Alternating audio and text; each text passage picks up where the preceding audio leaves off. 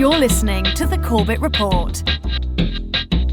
CorbettReport.com. Welcome back, friends. Welcome back to the Corbett Report podcast. I am your host, James Corbett of CorbettReport.com, coming to you, as always, from the sunny climes of Western Japan, here on the 28th day of April, 2023, with episode 442 of the Corbett Report podcast, The Global Pandemic Treaty is a Threat to Us All, which should be a fairly self-explanatory title, but for those who don't know, of course I am referring to the proposed International Public Health Treaty, Convention, Agreement, or other instrument, or whatever they're calling it these days, that the World Health Organization is working on and looking towards bringing into effect as early as next May, during the next year's edition of the World Health Organization's convention, their World Health Assembly.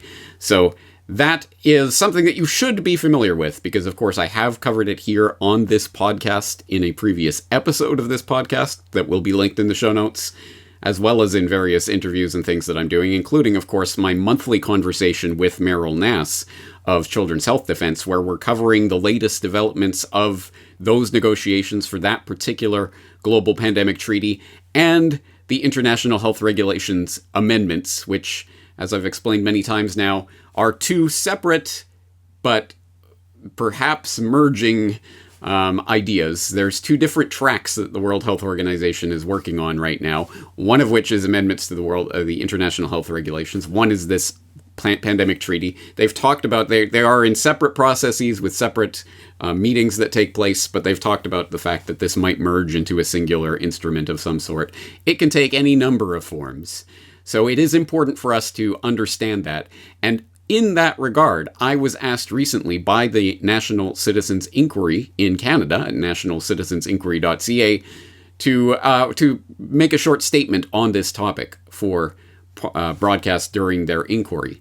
Now, you will already know about the National Citizens Inquiry, of course, from this week's edition of Solutions Watch, but just in case you happen to miss that you can find that at CorbettReport.com/solutionswatch-inquiry, where you will be able to find that conversation that I had with Michelle Leduc-Catlin about the National Citizens Inquiry, what it is doing, and what it is about. But they asked me to make a short, and I mean short, 15-minute statement on the World Health Organization Pandemic Treaty, the International Health Regulations, why Canadians should be concerned about it, what they can do about it, more broadly, what people around the world can do about it, etc. Obviously, a very, very, very tall order, but as I have pointed out before, it is good practice to try to condense things down sometimes in order to really distill things down to their essence so that people can grasp them quickly and easily. And on that note, perhaps this might make a good introduction on the subject to people who have never heard about it before. So, in that regard, I recently took the time to prepare a written statement, linked and hyperlinked and sourced as usual, with plenty and plenty of links to lots of information that you could spend a lot of time getting into the weeds of the subject, but I tried to keep it as broad an overview and as succinct as possible. I believe I succeeded in doing so in an under 15-minute presentation. I, of course, then recorded myself reading that written statement word for word. So there it is, and I will be presenting that to you guys. This will be aired as part of the National Citizens Inquiry as well.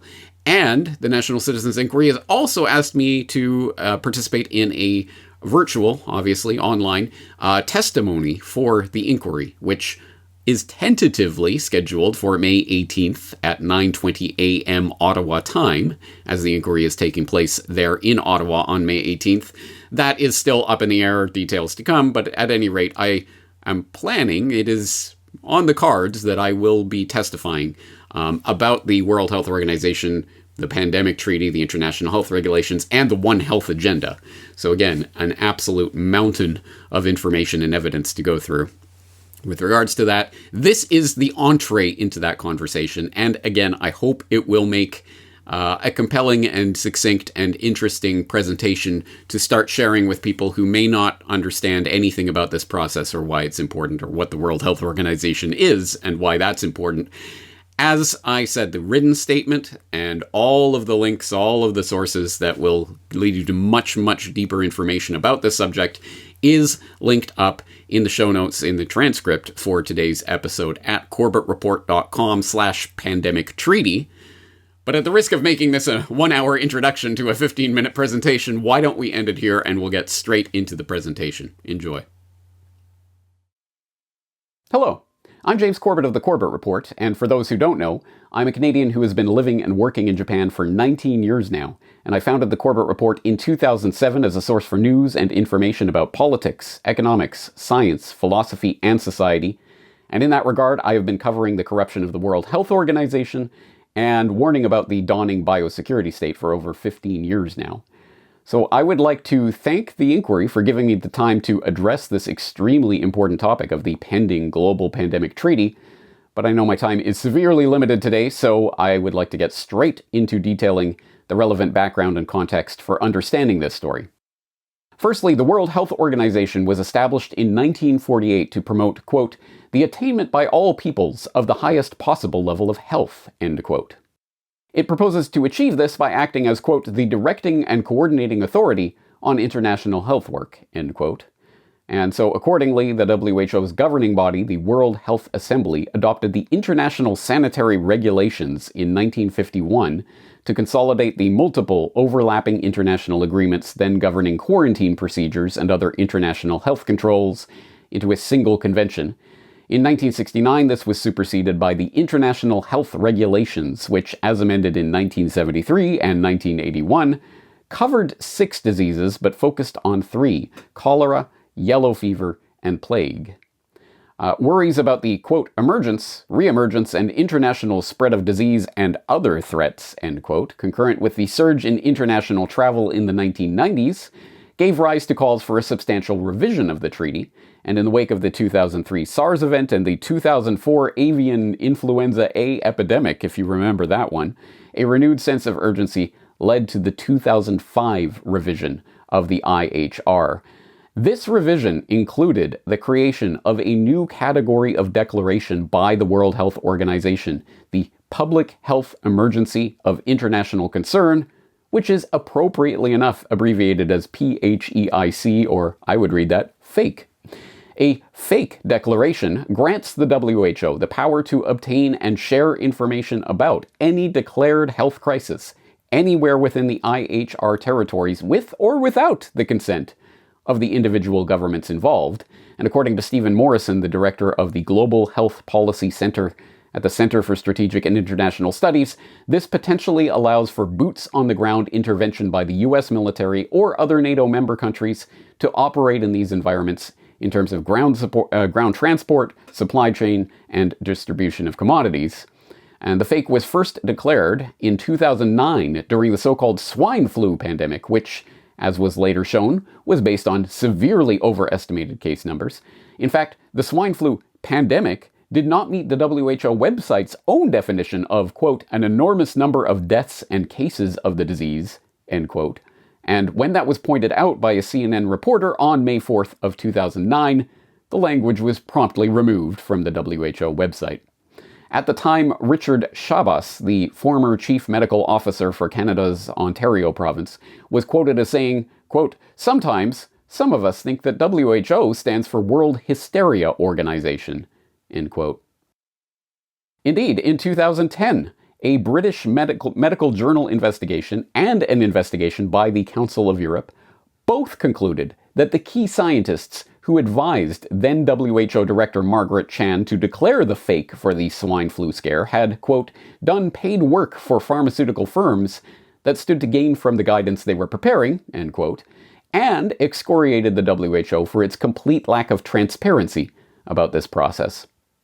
Fakes were subsequently declared for the 2014 polio outbreak, the 2013 outbreak of Ebola in Western Africa, the 2015 Zika virus epidemic, the 2018 Kivu Ebola epidemic, and, of course, in 2020, the so-called novel coronavirus pandemic, as well as the 2022 monkeypox pandemic? Question mark? Each of these cases similarly resulted in massive paydays for pharmaceutical manufacturers and other beneficiaries of the growing biosecurity complex, and massive increases in power for health authorities in each country, and for the WHO in particular. In fact, we're told that the current WHO director even ignored the decision of his own expert advisory council to unilaterally declare last year's monkeypox outbreak as a public health emergency of international concern. But incredibly, the WHO is not satisfied with the remarkable power that it already enjoys under these documents. It is currently engaged in a deliberately confusing process to simultaneously do two things. Firstly, to once again amend the international health regulations to give the WHO even more powers of surveillance and control during any arbitrarily declared health crisis. And secondly, to create a global pandemic treaty that would supersede the sovereignty of individual nation-states to cede even more authority to the WHO to monitor and control public health agencies in the name of preventing the next pandemic. The process for these two separate negotiations are happening simultaneously, and although there is the fig leaf of public input in these processes, in reality, only accredited organizations are given time to voice their opinion about the need for such a treaty, and even then, the WHO is under no obligation to even consider such input. Instead, actual negotiations are taking place behind closed doors in off-camera sessions, and draft documents and meeting minutes are only occasionally dribbled out for public consumption. Worse, as the WHO has already demonstrated, their procedure for adoption of these proposed amendments is at best a formality, and at worst, pure theatrics. I would like to make sure that if the committee now ready to approve the draft resolutions contained in A75/A Conf 7 Revision 1, the financial and administrative implication of this resolution may be found in document A75A/Conf/7 at 1. I am asking you if the committee is ready to approve the draft resolution in question. I see no objection. Therefore, the resolution is adopted with these amendments. Therefore, I repeat, the resolution is approved with amendment.